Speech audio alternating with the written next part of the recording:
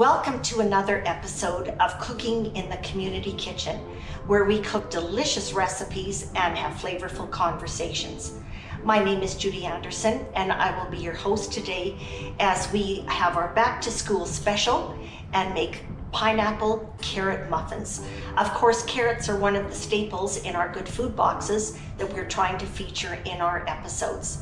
I hope that you will give a warm welcome to my guest today, Colleen BURNETT, Manager of Student Experience at SAITSA. Thank you so much for having me. It is such a pleasure. You know, we have really missed you as a good food box depot all during COVID. So we not only welcome you as our guest, we welcome you back as a good food box depot back in September, October here. Yes, we're so excited to be back. We've missed the good food box. Students have missed the good food box, and we've missed you, of course. You're such a great partner. Well, perfect. Thank you so much. Well, I feel the same.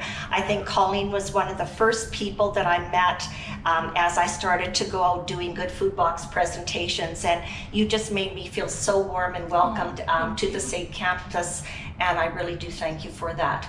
So I think what we're going to do is we're going to get right into making our muffins so that we have a chance then to have a visit, and maybe just perhaps as you multitask and chop the carrots, if you would like to just tell us a little bit really the difference between SAIT and SAITSA, because I think that will, if there's any confusion, people then will figure that out.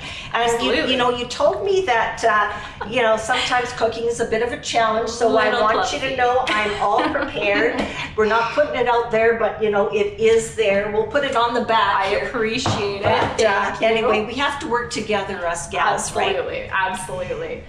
So which side do you want me to peel them on? I think if you would like to use the small side is great, and we will want a cup if possible, please. This guy right here? One right there is wonderful. Absolutely. So I'm going to let you do that, and I'm going to measure out my dry ingredients. Sounds great. So yeah, the main difference between SAIT and SAITSA is that we're the Students Association. So SAITSA stands for SAIT Students Association. And we're there to support students in a non-academic sense. So we provide supports to help improve the student experience, which is my department's well named for that, the Student Experience Department. And we also provide advocacy for the students. So we survey them, we talk to them, our board talks to them, and we find out what issues they're kind of having and how can we support them in that and advocate to them. So we can advocate to SAIT, the municipal, federal, provincial, all levels of government for them. And we are the voice of the students, run, operated, owned by students, and we're here for them. That is fantastic.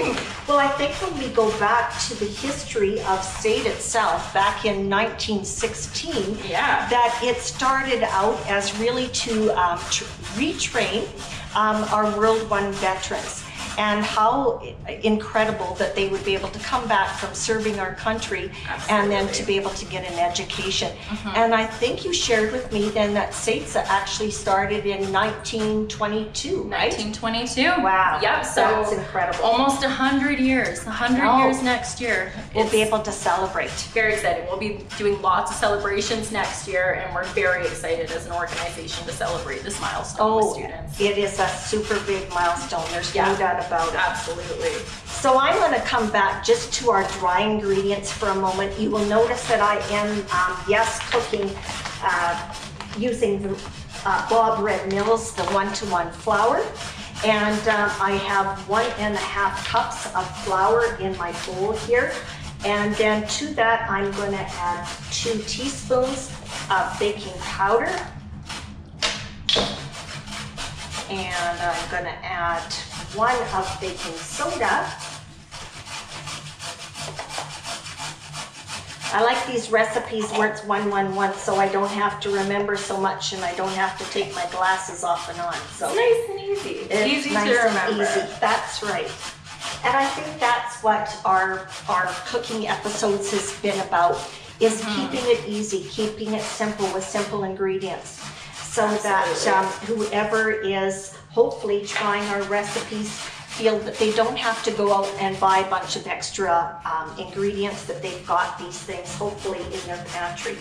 Absolutely, and for students that's so important because they're crunched for time, often crunched for money, so having it be simple, effective, and items that are already in the box is so handy for them. Is what we want to do as well. Absolutely. So I did add a teaspoon of cinnamon, and I'm going to put 1/4 teaspoon of salt. And so I think I've got my my ingredients all there. And then to my wet ingredients, I have 2/3 of a cup, or yes, 2/3 of a cup of vegetable oil. And when I use the gluten-free flour, I do add about an extra tablespoon of whatever fat I'm using to that mixture, just so that they're not going to be dry. That's a great tip. So I think that is my tip for cooking and trying to bake with the gluten-free, is just adding that little bit of extra fat. Absolutely. How are you doing there? We're going. Oh, I think you're going. a superstar, a grading superstar. Slowly but surely, you'll get the 1 cup. Well, you know what? And I just have a little piece of shell in my mixture, so what can I tell you? We're doing great. We're a good team. And I think I do really love that. I have loved doing the filming and showcasing our Good Food Box Depot coordinators, because we know that there's a lot of work involved in just keeping track of the orders and ordering on time and all of these sorts of things. And one thing we have, I think, done well during COVID is that we have some new marketing material. So we'll be able to share that with you as well.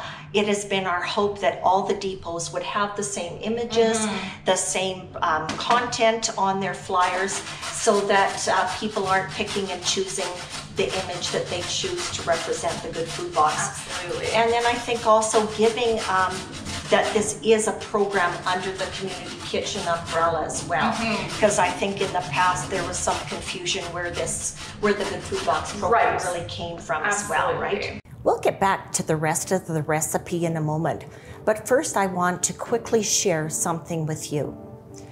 Here in Alberta, 1 in 10 families struggle with food insecurity. That means 10% of our population has to make the hard decision between whether to pay their rent or buy groceries. No one should have to make that choice or wonder where their next meal is going to come from. The Community Kitchen started the Good Food Box program 20+ years ago, and for as little as $25, anyone can purchase a 20 to 25 pound box of fresh fruits and vegetables for their family. The savings that we are able to provide, thanks to our produce partners, is about 50% of the price you would pay at the grocery store. But unfortunately, that sometimes still isn't quite enough. If you would like to make a donation and gift a Good Food Box to a family in need, visit the link in the description below and make a donation today. Help us make sure that families in Alberta don't have to choose between paying their rent or paying for groceries. If you would like to learn more about how you can purchase a Good Food Box for yourself or someone you know, we will also have a link to the Good Food Box program in the description below. On behalf of everyone at the Community Kitchen, thank you in advance for your generosity. Now, let's get back to the show. So then I think we're good with that. And I've got some vanilla. The right amount of carrots here. Oh, very good. Well, you can just press them on down in there and... Oh, gotta compact them. Gotta compact them a little bit. Gotta grate some more carrots. Just a wee bit. And in the meantime, I'm going to take just 1 tin of pineapple, which will end up being a cup. And I'm going to dump it into my sieve here just to drain off the juice. And I don't know if this is really the right thing to do, but I'm just going to use the tin to squish out a little bit of the moisture there so that we don't have too much in our mixture. I think that's a great way to use So, you know, you just kind of have to utilize things. Absolutely. And I will save this juice because it'll be a great addition to maybe tomorrow's smoothie or whatever. Oh, for sure. So that's how we utilize everything that we possibly can. So maybe while you do that, I'm going to get you to set a timer, if you will, for me for 4 minutes. Absolutely. And I am going to beat then my oil, my sugar, and my eggs together. Pardon my reach here. Of course. And the reason we do this is just to really emulsify the oil and the eggs, and you'll see that this will almost double in volume by the time I do this.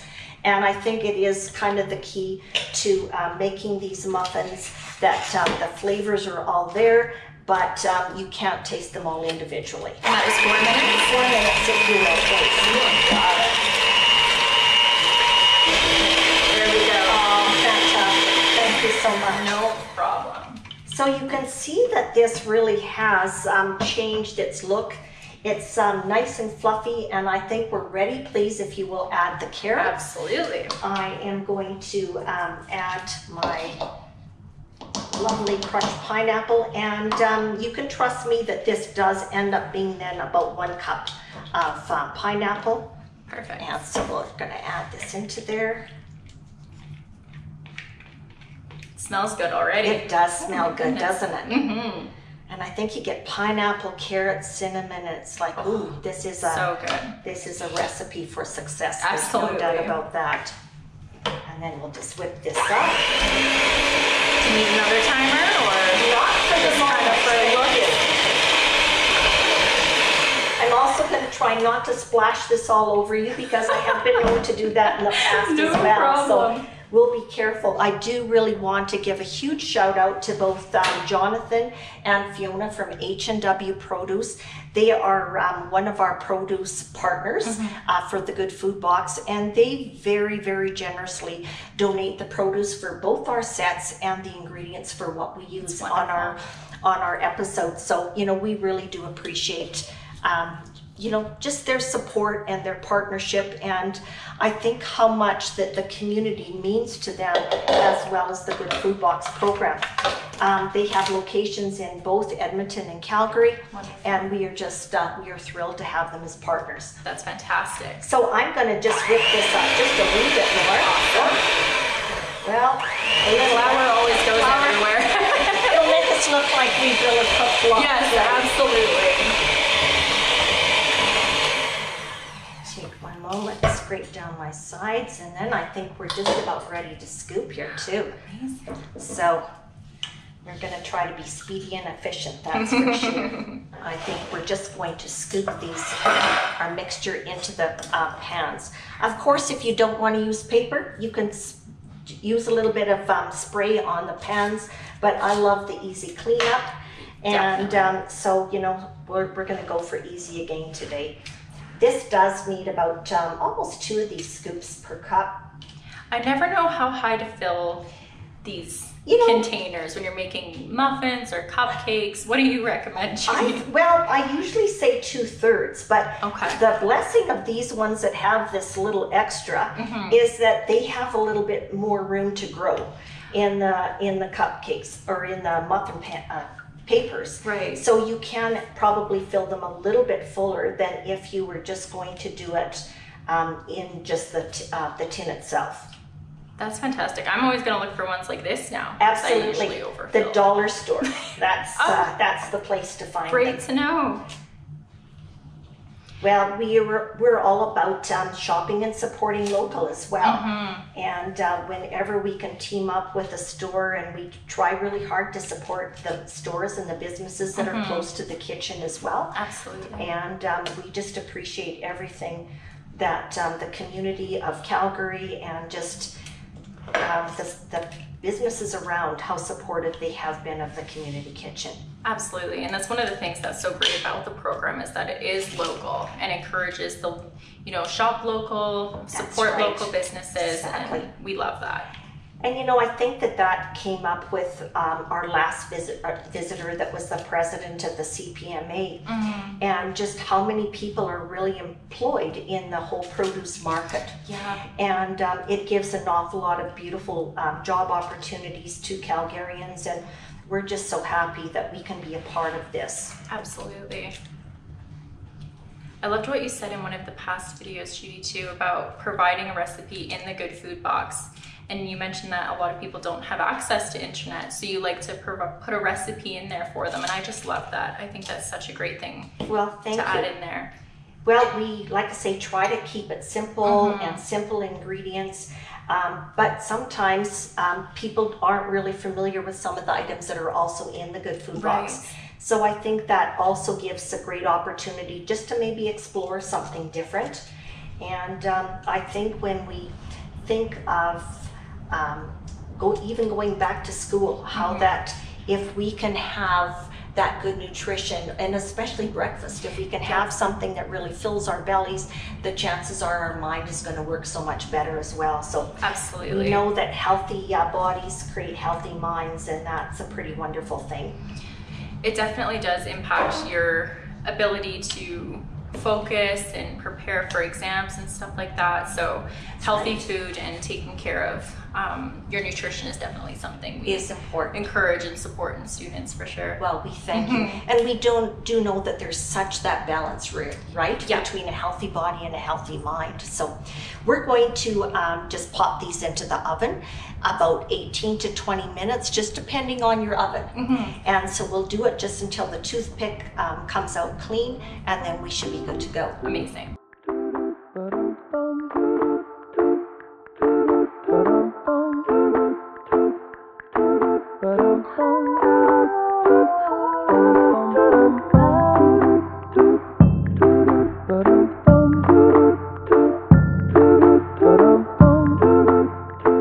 Thank you so much again for coming and joining us in making our back to school muffins.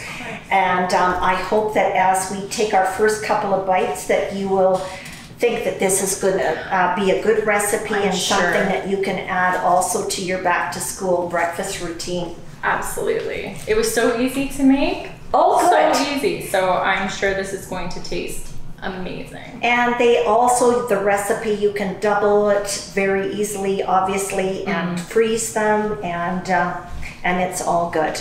It's delicious. Well, amazing. Perfect. Thank you so much.